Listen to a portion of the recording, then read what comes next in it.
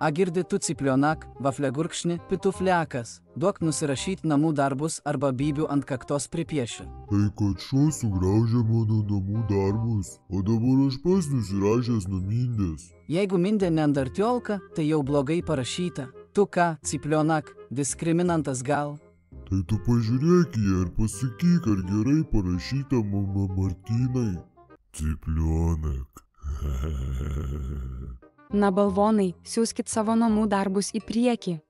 Nespėjau nusirašyti per tą gaidžią galvį. Tikiuosi jis supranta, kas jo laukia, jeigu mindė gaus daugiau nei 4.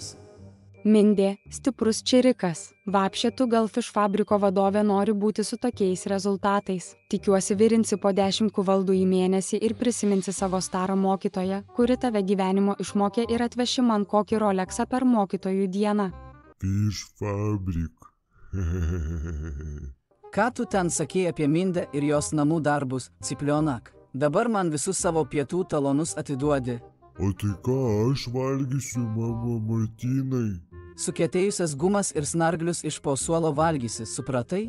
Ne tau mamutai mėlynas dangus, ne tau mamutai rožėm klotas kelias. O kas laik nepaspaudė, iš to pietų talonus atimsiu. O jeigu esi ne pituflekas kaip mamutka, nueini į Enebą ir pasiimi žaidimuką. Tada tą žaidimuką atneši man, aš pažaisiu ir kai pereisiu, parduosiu tau. Eina sau, čia te buvo tik sapnas.